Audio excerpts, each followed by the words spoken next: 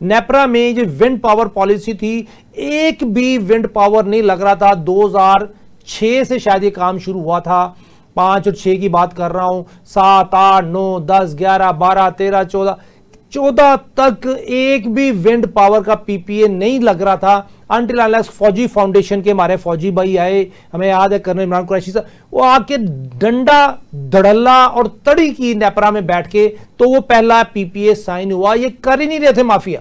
सो इस तरह कि हमें फौज की जरूरत पड़ जाती है इस माफिया को मैनेज करने के लिए। तो क्या ये सरकारी इदारे ऑटो पे काम नहीं कर सकते जिस तरह चाइना में या इंडिया में कर रहे हैं?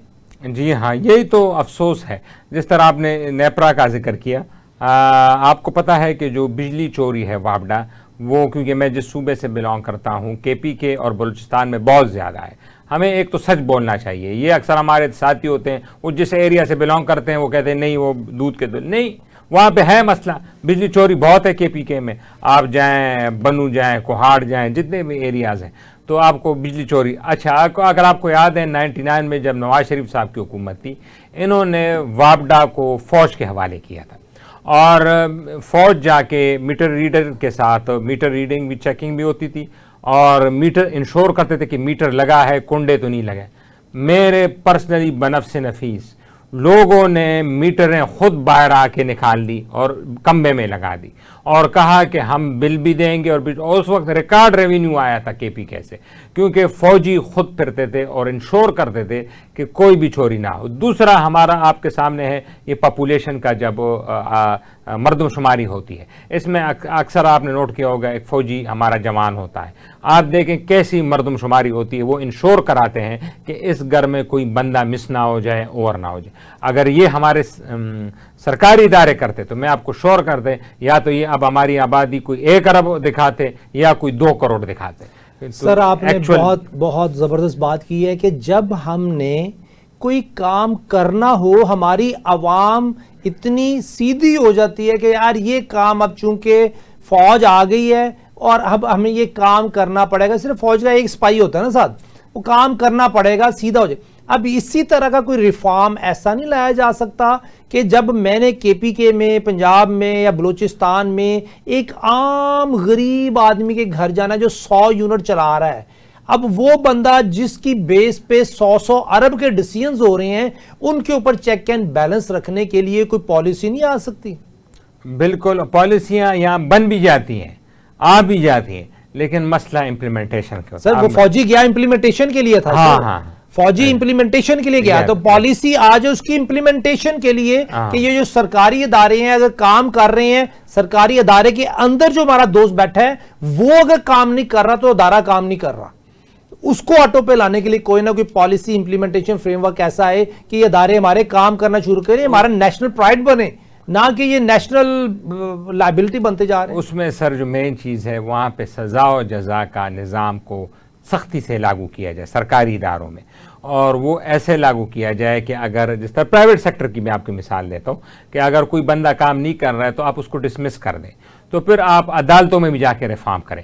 वो अक्सर ये होता है कि कोई इस तरह बंदा करप्शन में पाया गया या उस पर कोई वो हो गया, डिसमिसल हो गया, वो अदालत चला जाता है, अदालत उसको 4-5 महीने बाद बहाल कर देता है, सिवाय पर्क्स और बेनिफिट जितने भी वो कहते हैं जो तुमने तनख्वाही नहीं ली है वो भी ले लो, और तनख्वाही भी दे देता है सरकार। वो आके अपने अफसर के सामने जिसके साथ वो ऐसे केसेस मैंने बनफ़ से नफीस दे, वो आके दोबारा खड़ा हो जाता है कि तुमने मेरा क्या बिगाड़ लिया। तो फिर जो ऊपर अफसर बाला होते हैं जो कि कुछ ईमानदार होते हैं, काम करते हैं, वो भी पे तक हार जाते हैं। वो कहते हैं यार हम मुफ्त में ही जलील हो रहे हैं, हमने इस बंदे के खिलाफ कार्रवाई की, ये गया अदालत में, पहले तो ये स्टे ले आया है मेरे सामने और फिर उसके साथ बहाल करके विद पर्क्स एंड बेनिफिट जितनी भी तनख्वाहें थी वो भी दे दी। हम हमारे बाप का थोड़ी है ये इदारा, हम भी इस तरह बैठ जाएंगे, काम नहीं करेंगे। तो ये इसके लिए रिफॉर्म ज़रूरी हैं। देखें अगर यूरोप और अमेरिका ने तरक्की की है तो उनका सज़ा और जज़ा का जो निज़ाम है सरकारी, उसके लिए वो बहुत, यहाँ पे अक्सर आपने नोट किया होगा कि हमारे वज़ीर आला साहब भी कह देते, और उनका तो नाम भी पड़ गया था जी, सस्पेंड कर दो, मुअत्तल कर दो, फलां अफसर को मुअत्तल कर दे। अब मुअत्तल क्या होता है, उसको कहते हैं OSD, officer on special duty.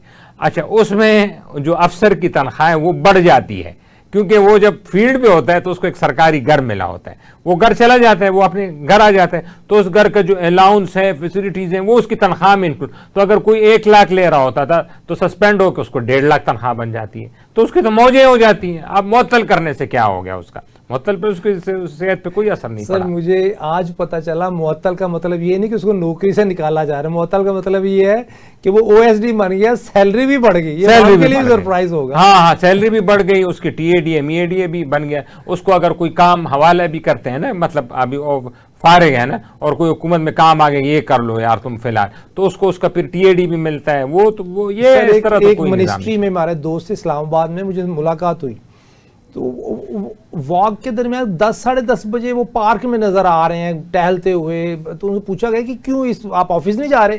कहते हैं पिछले 1.5 साल से मेरी जो सीनियर पोजीशन पे जो ऑफिसर है वो अपॉइंट नहीं हो रहा, तो मैं 1.5 साल से फारिग हूं, तनख्वाह आ रही है मुझे। ऐसे ही है, बिल्कुल बिल्कुल ऐसे ही है, बिल्कुल आपने सही पॉइंट आउट। सो हमारे यहाँ कोई सेंट्रलाइज सिस्टम है ही नहीं कि परफॉर्मेंस बेस्ड एवेल्यूएशन कर सकें या परफॉर्मेंस बेस्ड डिलीवरेबल असेस कर सकें अपने सरकारी मुलाजमीन के। लेकिन सर हमारे मुल्क में अब देखें ना, आईएमएफ की रिपोर्ट और एसआईएफसी की परफॉर्मेंस के ऊपर भी एक क्वेश्चन उठाया है आईएमएफ के दोस्तों ने। इवन हमारे एसआईएफसी के जो हमारे सीनियर दोस्त हैं उन्होंने भी छोटी छोटी स्टेटमेंट दी हैं कि हमें अपने मुल्क को अगर ठीक करना है तो एफबीआर को ठीक करें और इससे रिलेटेड जितने लॉज हैं उनको ठीक करें तो एसआईएफसी कामयाबी की तरफ चलेगी। बिल्कुल। अब इसमें रिफॉर्म्स का अब तो जो रिपोर्टें आ रही हैं, अब पत्नी अफवाहें हैं कि जेन्युइन रिपोर्ट्स हैं कि वज़ीर ख़जाना साहब को भी बरतरफ किया जा रहा है, वो और उसी बात पे किया जा रहा है कि इकोनॉमिक डिलीवरी नहीं हुई। तो आप तो इसको बड़े उससे लेके आए थे कि बड़ा हाई क्वालिफाइड है, बैंकर है, इसने वो कर दिया। ये न्यूज़ है कि क्या वाकई उनको बरतरफ किया जा रहा है या वो रिजाइन दे रहे हैं? नहीं, न्यूज़ नहीं है, न्यूज़ मैं ये कह रहा हूँ र्यूमर है, लेकिन स्ट्रॉन्गर र्यूमर है, और उनको रिजाइन नहीं बरतरफ किया जा रहा है। र्यूमर बरतरफी के हैं जी। तो ये तो अब कुछ दिनों में साबित होगा कि वाकई सही है कि नहीं, लेकिन उनसे कुछ क्वार्टर खुश नहीं है, क्योंकि वो जो इकोनॉमिक पे उनसे एक्सपेक्टेशन थी कि स्टेबलाइजेशन तो आपने कर दी है बड़ी सही तरीके से। आखिरी मिनट है, सिर्फ आपने प्राइम मिनिस्टर शहबाज शरीफ साहब के लिए, एसआईएफसी के हेड के लिए कोई मैसेज है? उनके लिए तो बस एक ही मैसेज है कि अब जो मैक्रो इकोनॉमिक इंडिकेटर पे आपने परफॉर्मेंस देती है, हम उसका मानते हैं। आपने करंट अकाउंट को भी कुछ वक्त के लिए सरप्लस ले हैं, अब आप बिजनेस पे तवज्जो दें। आप 30%, 35%, 50% टैक्स लगा के कोई मुल्क में कारोबार नहीं हो सकता। आपके हमसायों में 15%, 10% टैक्स है, यहाँ 30%, 50%। बिजली यूनिट 100-150 रुपये है कमर्शियल, तो कोई कारोबार यहाँ पे नहीं करेगा जब तक आप उसके लिए ज़िंदगी आसान नहीं करेंगे। तो आप इस पे तवज्जो दें, लोगों को रोज़गार मिले ताकि आपकी पॉपुलैरिटी में इजाफा हो, वरना ऐसा ही होगा जिस तरह के पिछले इलेक्शन होंगे, फिर यही इस तरह के इलेक्शन कराने पड़े।